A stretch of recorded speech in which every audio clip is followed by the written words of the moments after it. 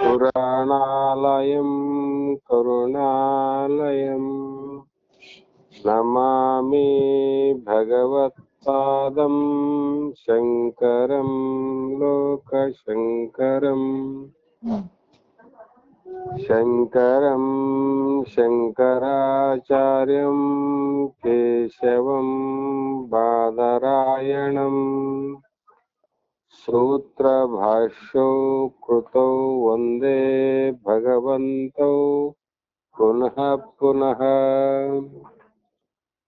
ಶ್ರೀ ಜಗದಾದಿ ಜಗದ್ಗುರು ಸಿದ್ಧಾರೂಢ ಮಹಾಸ್ವಾಮಿಗಳ ಶ್ರೀ ಚರಣಕ್ಕೂ, ಆರೂಢ ಜ್ಯೋತಿ ಶಿವಪುತ್ರ ಮಹಾಸ್ವಾಮಿಗಳ ಶ್ರೀಪಾದಕ್ಕೂ, ಶ್ರೋತ್ರಿಯ ಬ್ರಹ್ಮನಿಷ್ಠ ಬ್ರಹ್ಮಲೀನ ಬಸವಾನಂದರ ಶ್ರೀಚರಣಕ್ಕೂ ಅನಂತ ಕೋಟಿ ಪ್ರಣಾಮಗಳನ್ನು ಸಮರ್ಪಿಸುತ್ತ, ಈ ದಿನ ಶ್ರೀ ಶಂಕರ ಭಗವತ್ಪಾದರು ರಚಿಸಿದ ವಿವೇಕ ಚಿಂತಾಮಣಿ ಎನ್ನುವ ಗ್ರಂಥದ 47ನೆಯ ಶ್ಲೋಕ ಇರ್ಬೇಕಲ್ಲಮ್ಮ? 47ನೆಯ ಶ್ಲೋಕ ಇಂದಿನ ಆಧಾರದ ವಿಷಯವಾಗಿದ್ದು, ಹಿಂದೆ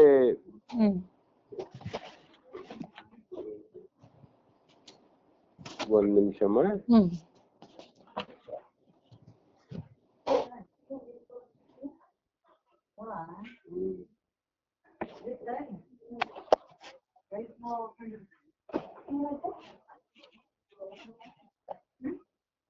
ಹಲೋ,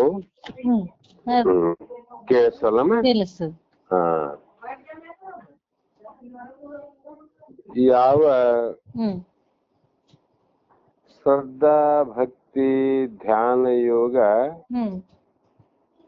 ಇವುಗಳು ಮೋಕ್ಷದ ಅಪೇಕ್ಷೆ ಇರುವಂತ ಜೀವಿಗೆ ಮುಕ್ತಿಗೆ ಕಾರಣಗಳೆಂದು ಶ್ರುತಿವಾಕ್ಯವೇ ಹೇಳುತ್ತಲಿದೆ. ಅದರಿಂದ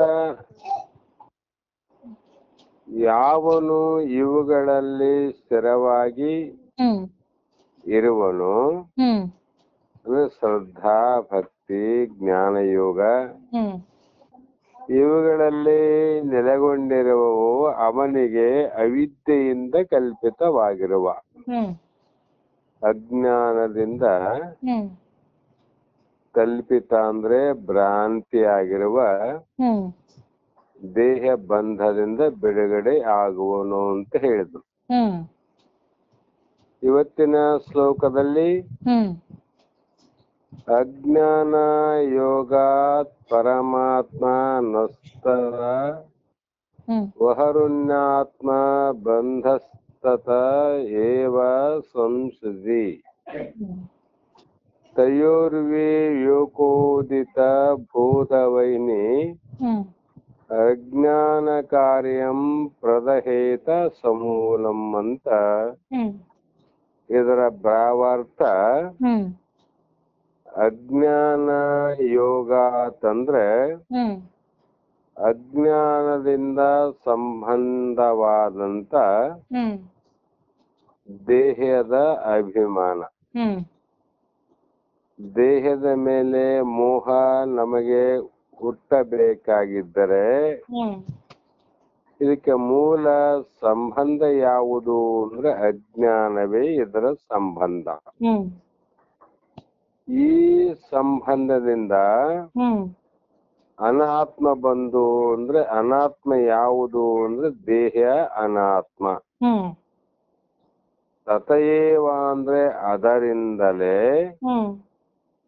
ಸಂಸ್ಕೃತಿ ಅಂದ್ರೆ ಸಂಸಾರವು, ತಯೋ ಅಂದ್ರೆ ಆ ಎರಡರ ವಿವೇಕೋದಿತ ಬೋಧವಹಿನಿ ವಿಚಾರದಿಂದ ಉತ್ಪನ್ನವಾದ ಜ್ಞಾನಾಗ್ನಿಯು ಅಜ್ಞಾನದ ಕಾರ್ಯವಾದ ಅವಿದ್ಯೆ, ಹ್ಮ್ ಅವಿದ್ಯೆಯ ಕಾರ್ಯವಾದ ಬಂಧವೆಂಬ ಹ್ಮ್ ಮರವನ್ನ ಹ್ಮ್ ಸಮೂಲಂ ಪ್ರದಹೇತ ಅಂದ್ರೆ ಬೇರಿನೊಡನೆ ದಹಿಸುವುದು, ಹ್ಮ್ ಬೇರು ಸಹಿತ ಕಿತ್ತಿ ಹಾಕುವುದಂದ್ರು. ಹ್ಮ್ ಪರಮಾತ್ಮನಾದ ನಿನಗೂ ಅವಿದ್ಯಾ ಸಂಬಂಧದಿಂದಲೇ ಹ್ಮ್ ದೇಹದ ಅಭಿಮಾನವು ಉಂಟಾಗಿದೆ. ಹ್ಮ್ ಆತ್ಮನು ತಾನಿದ್ದು ಯಾತೆ ಕರೆಯದೆ ಹೋದೆ ಅಂತ ಮಹಾತ್ಮರು ಹೇಳ್ತಾರೆ. ಹ್ಮ್ ಆತ್ಮ ಸ್ವರೂಪ, ಬ್ರಹ್ಮ ಸ್ವರೂಪ, ಪರಮಾತ್ಮ ಸ್ವರೂಪನೇ ನಾವಿದ್ದು ಹ್ಮ್ ಇದನ್ನ ಯಾಕೆ ತಿಳಿಯದೆ ಹೋದೆ ಅಂತ ಅಂದ್ರೆ ಹ್ಮ್ ಇದಕ್ಕೆಲ್ಲ ಕಾರಣ ಹ್ಮ್ ಅಜ್ಞಾನ ಅಂತ. ಹ್ಮ್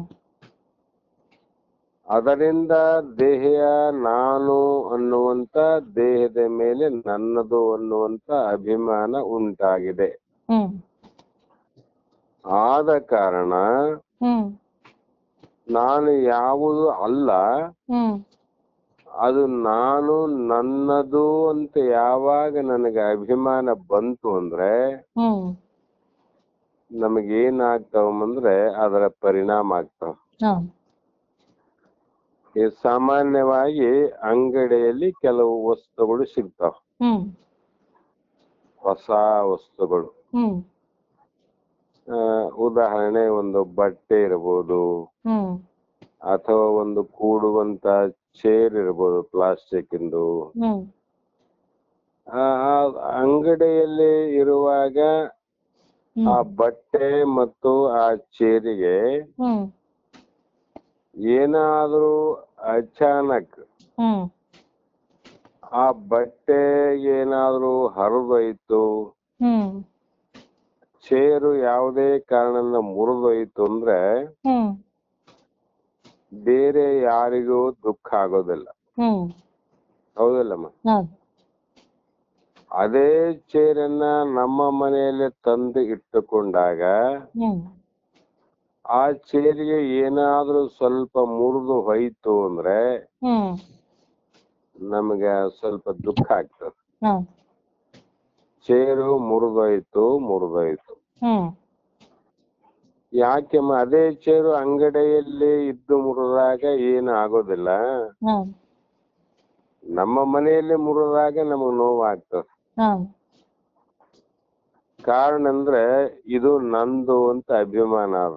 ಹ್ಮ್ ನಮ್ಮ ಮನೆಯಲ್ಲಿ ಇದ್ದಾಗ ನಂದು ಅಂತ ಅಭಿಮಾನ ಬಂತು. ಹ್ಮ್ ಆ ಕಾರಣ ಆ ಅಭಿಮಾನದಿಂದ ಅದರ ಹ್ಮ್ ನಷ್ಟ ಲಾಭವನ್ನ ವಿಚಾರ ಮಾಡಿ ಹ್ಮ್ ನಾವು ಸ್ವಲ್ಪ ದುಃಖಕ್ಕೆ ಕಾರಣ ಆಗ್ತೀವಿ. ಹೌದು. ಅದೇ ಅಂಗಡಿಯಲ್ಲಿ ಆದಾಗ ನಮ್ಗೆ ಯಾವ ದುಃಖ ಆಗೋದಿಲ್ಲ. ಹ್ಮ್ ಯಾಕೆ? ಅದು ನಮ್ಮದಲ್ಲ ಅಂತ. ಹೌದು. ಅದು ಯಾರ್ದು? ಅಂಗಡಿಯವರದು. ಹ್ಮ್ ಈಗ ನಂದು. ಹ್ಮ್ ಅದೇ ರೀತಿ ಮೊದಲು ಹ್ಮ್ ಆತ್ಮನಾದಂತ ನಾನು ಹ್ಮ್ ದೇಹದ ಅಭಿಮಾನ ತಾಳಿದಾಗ ಹ್ಮ್ ಪಂಚಮಭೂತದ ದೇಹಕ್ಕೆ ಹ್ಮ್ ಏನಾದರೂ ಸ್ವಲ್ಪ ಹೆಚ್ಚು ಕಡಿಮೆ ಆದರೆ ಹ್ಮ್ ನಮಗೆ ಬಹಳಷ್ಟು ತಳಮಳ ಆಗ್ತದ, ದುಃಖ ಆಗ್ತದ, ಕಷ್ಟ ಆಗ್ತದ. ಹೌದು. ಯಾಕೆ ಅಂದ್ರೆ ಹ್ಮ್ ಇದು ನನ್ನದು ಅನ್ನುವಂಥದ್ದು ಅಜ್ಞಾನ ಹ್ಮ್ ಆತ್ಮನನ್ನು ಸಂಬಂಧ ಮಾಡದಂತ. ಹ್ಮ್ ಆತ್ಮನನ್ನ ಅಜ್ಞಾನ ಸಂಬಂಧದಿಂದ ಹ್ಮ್ ದೇಹದ ಮೇಲೆ ಅಭಿಮಾನ ಬಂದದಕ್ಕ ಹ್ಮ್ ಈ ದೇಹಕ್ಕೆ ಜನನ ಮರಣ ರೂಪ. ಹ್ಮ್ ದೇಹಕ್ಕೆ ನಮ್ಮ ಜನನ ಮತ್ತು ಮರಣ. ಹೌದು. ಈ ರೀತಿಯಿಂದ ಕೂಡಿರುವುದೇ ಸಂಸಾರ. ಹ್ಮ್ ಸಂಸಾರ ದುಃಖ ಅಂದ್ರೆ ಹೌದು. ಹೆಂಡರು, ಮಕ್ಕಳು, ತಂದೆ ತಾಯಿಗಳು, ಹ್ಮ್ ಬಂಧು ಬಳಗದವರಿಂದ ಆಗ್ತಕ್ಕಂಥ ದುಃಖ ಅಲ್ಲಮ್ಮ. ಹೌದು. ಯಾವ ದುಃಖ ಅಂದ್ರೆ ದೇಹದಿಂದ ಆಗ್ತಕ್ಕಂಥ ದುಃಖ. ಹ್ಮ್ ಈ ರೀತಿ ಆತ್ಮ ಅನಾತ್ಮ ಈ ಎರಡರ ವಿಚಾರ. ಹ್ಮ್ ಇಲ್ಲಿ ಏನು ವಿಚಾರ ಮಾಡೋದು ನಮೀಗ ಅಂದ್ರೆ ಒಂದು ಆತ್ಮ ಹ್ಮ್ ಒಂದು ಅನಾತ್ಮ, ಹೌದು. ಒಂದು ಇರೋದು ಹ್ಮ್ ಇನ್ನೊಂದು ಇರಲಾರದ್ದು, ಹ್ಮ್ ಒಂದು ಅವಿನಾಶಿ ಹ್ಮ್ ಒಂದು ನಾಶ. ಹ್ಮ್ ಈ ರೀತಿ ಉತ್ಪನ್ನವಾಗಿರ್ತಕ್ಕಂಥ ಒಂದು ಅವಿದ್ಯಾ ಸಂಬಂಧ ಹ್ಮ್ ಇದರಲ್ಲಿ ವಿಚಾರವನ್ನ ಮಾಡಬೇಕಾಗಿತ್ತು ಅಂದ್ರೆ ಹ್ಮ್ ಯಾವ ಮಟ್ಟದಲ್ಲಿ ವಿಚಾರ ಮಾಡಬೇಕು ಅಂದ್ರೆ ಹ್ಮ್ ಜ್ಞಾನಾಗ್ನಿ ಅಂದ್ರವ್ರು. ಹ್ಮ್ ನಾವೆಷ್ಟೇ ವಿಚಾರ ಮಾಡಿದ್ರು ಕೂಡ ಹ್ಮ್ ದೇಹದ ಅಭಿಮಾನ ಅನ್ನುವಂಥದ್ದು, ಹ್ಮ್ ದೇಹದ ಮೇಲಿರುವಂತ ಮೋಹ ಮಮಕಾರ ಅನ್ನುವಂಥದ್ದು ಹ್ಮ್ ಅದು ನಾಶ ಆಗಬೇಕಾಗಿತ್ತು. ಹ್ಮ್ ಹೇಗೆ ನಾಶ ಆಗ್ಬೇಕಂದ್ರೆ ಹ್ಮ್ ಒಂದು ಸಲ ಹ್ಮ್ ಆತ್ಮನ ವಿಚಾರ ಸರಿಯಾಗಿ ಆದ ತಕ್ಷಣ ಹ್ಮ್ ಅನಾತ್ಮವಾದಂತ ದೇಹದ ಮೇಲೆ ಮೋಹ ಅನ್ನುವಂಥದ್ದು ಹ್ಮ್ ಯಾವತ್ತೂ ನಮಗೆ ಬರಬಾರದು. ಹ್ಮ್ ಅಂದ್ರೆ ಬೇರು ಸಹಿತ ಕಿತ್ತಿ ಹಾಕುವುದು. ಹ್ಮ್ ಮರವನ್ನ ಕಡಿದರೆ ಮತ್ತೆ ಬೆಳೆಯುತ್ತದೆ, ಹ್ಮ್ ಅದನ್ನ ಆ ಮರದ ಬೇರು ಸಹಿತ ಕಿತ್ತಿ ಹಾಕಿದಾಗ ಹ್ಮ್ ಅದು ನಿರ್ಮೂಲವೇ ಆಗುತ್ತದೆ, ಹ್ಮ್ ಪುನಃ ಅದು ಬೆಳೆಯುವುದಿಲ್ಲ ಅಂತ ಅರ್ಥ. ಹ್ಮ್ ಆ ಕಾರಣದಿಂದ ಹ್ಮ್ ಮಹಾತ್ಮರು ಈ ಸೂತ್ರದಲ್ಲಿ ಹ್ಮ್ ಹೇಳ್ತಕ್ಕಂಥ ವಿಚಾರಮ ಹ್ಮ್ ಇನ್ನೊಂದು ಗ್ರಂಥ ಇತ್ತಲ್ಲ ಇಲ್ಲಿ, ಒಂದ್ ನಿಮಿಷ ಹ್ಮ್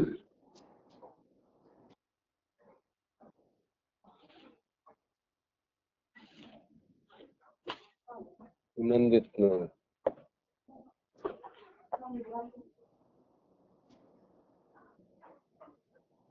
ಕವರ್ ಹಾಕದ ನಮ್ಮ ಮೇಲೆ ಅಲ್ಲ,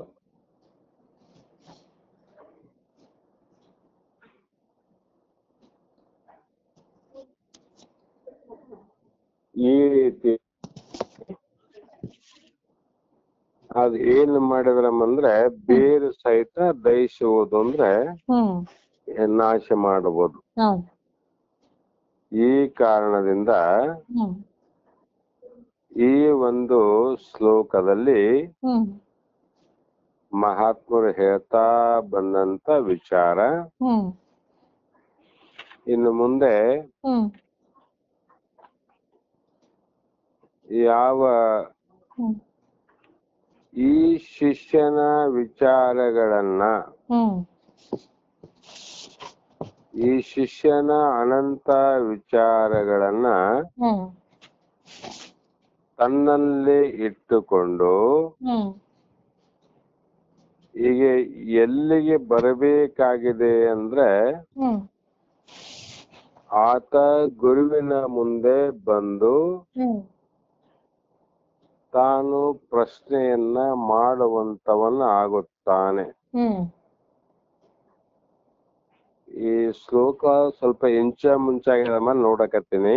ಹ್ಮ್ ಹ್ಮ್ ಹ್ಮ್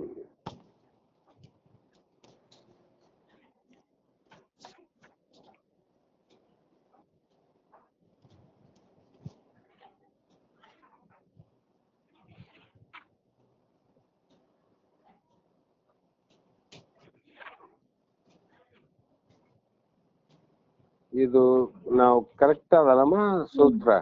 ಕರೆಕ್ಟ್ ಇದೆ ರೀ. ಹಾ ಕರೆಕ್ಟ್ ಇದೆ, ಗೊತ್ತಾಯ್ತು. ಈ ರೀತಿ ಹ್ಮ್ ಪರಮಾತ್ಮನ ಸ್ವರೂಪವೇ ಆದ ನಮಗೆ ಹ್ಮ್ ಈ ಬಂಧನ ಎಂಬುದು ಹೇಗೆ ಉಂಟಾಗುತ್ತದೆ ಹ್ಮ್ ಹಾಗೂ ಈ ಬಂಧನದಿಂದ ತಪ್ಪಿಸಿಕೊಳ್ಳಲು ಹ್ಮ್ ನಾವು ಹೋರಾಡುವಂತೆ ಮಾಡಿ ಹ್ಮ್ ಯಾವುದು ನಮಗೆ ಪುನಃ ನಮ್ಮ ನಿಜ ಸ್ವರೂಪವನ್ನ ಹ್ಮ್ ಗುರುತು ಹಿಡಿಯುವಂತೆ ಪ್ರಚೋದಿಸುವುದು ಹ್ಮ್ ಎಂಬುದನ್ನ ಇಲ್ಲಿ ಹ್ಮ್ ವಿವರಿಸಿ ಹ್ಮ್ ಹಿಂದಿನ ಎಲ್ಲ ವೇದಾಂತ ಶಾಸ್ತ್ರಗಳಲ್ಲಿ ನೀವು ಕೇಳಿದಂತೆ ಹ್ಮ್ ಒಬ್ಬ ವ್ಯಕ್ತಿ ಮೋಟ ಮರವೊಂದನ್ನು ಮಬ್ಬು ಕತ್ತಲಲ್ಲಿ ನೋಡಿ ಹ್ಮ್ ಆ ಮರ ಭೂತವೆಂದು ಭ್ರಮಿಸಿ ಹ್ಮ್ ನಾವು ಹೆದರುತ್ತೇವೆ ಹ್ಮ್ ಅಥವಾ ಭಯಭೀತರಾಗಬಹುದು. ಹ್ಮ್ ಈ ಭ್ರಮೆಯು ಸಂಭವಿಸುವುದು ಯಾವ ಸಂದರ್ಭದಲ್ಲಿ, ಹ್ಮ್ ಇದಕ್ಕೆ ಯಾವ ಸಮಯದಲ್ಲಿ ಹ್ಮ್ ಇದು ಭಯ ಹುಟ್ಟಿಸುತ್ತದೆ ಅಂದ್ರೆ ಹ್ಮ್ ಅಲ್ಲಿ ಕಾಣುತ್ತಿರುವುದು ಬರಿಯ ಮೋಟ ಮರದ ತುಂಡು ಎಂದು ಹ್ಮ್ ನಾವು ತಿಳಿದಿದ್ದಾಗ, ಹ್ಮ್ ಹಾಗೆಯೇ ನಮ್ಮ ಆತ್ಮ ಸ್ವರೂಪದ ಜ್ಞಾನ ಹ್ಮ್ ನಮಗೆ ಇಲ್ಲದಿದ್ದಾಗ ನಮ್ಮಲ್ಲಿ ಚಿಂತನಾ ಪ್ರವಾಹವೊಂದು ಹ್ಮ್ ಹುಟ್ಟಿಕೊಳ್ಳುತ್ತದೆ.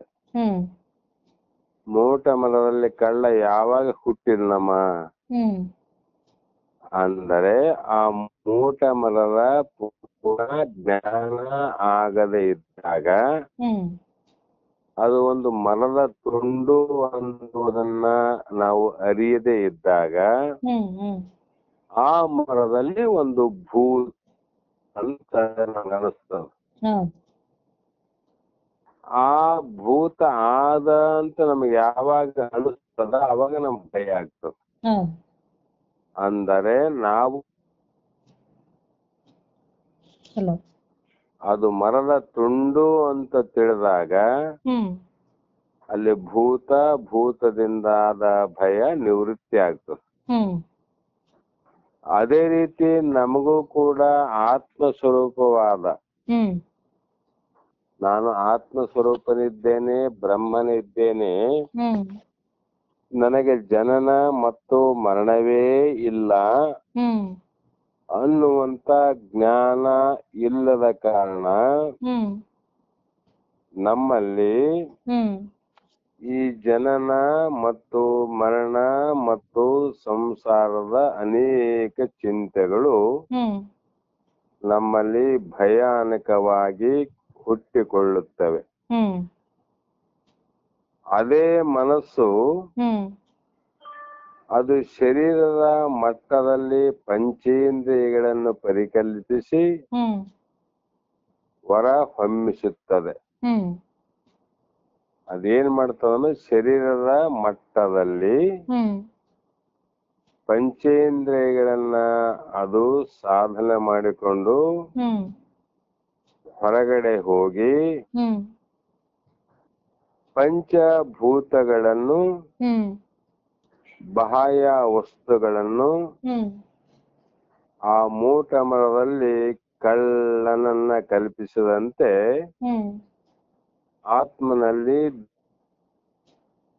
ಮತ್ತು ಪಂಚ ಇಂದ್ರಿಯಗಳನ್ನ ಹ್ಮ್ ಆತ್ಮನಲ್ಲಿ ಕಲ್ಪನೆ ಮಾಡ್ತದ. ಹ್ಮ್ ಮರದಲ್ಲಿ ಕಳ್ಳನ ಕಲ್ಪನೆ ಆದಂತೆ ಹ್ಮ್ ಆತ್ಮದಲ್ಲಿ ಪಂಚಭೂತಗಳು ಇವೆ ಅನ್ನುವಂತ ಕಲ್ಪನೆಯನ್ನ ನಿರ್ಮಿಸಿ ಹ್ಮ್ ಆ ಆತ್ಮನಲ್ಲಿ ಮರದಲ್ಲಿ ಕಳ್ಳ ಇದ್ದಾನೆ ಅಂತ ಹ್ಮ್ ಆತ್ಮನನ್ನ ಮರೆತು ಅಂದ್ರೆ ಕಳ್ಳನನ್ನ ಕಲ್ಪಿಸಿದಾನೆ. ಇಲ್ಲೇ ನಮ್ಮ ಸ್ವರೂಪವನ್ನ ಮರೆತು ಸ್ವಲ್ಪ ಕಟ್ ಆಗ್ತದೆ. Hello hello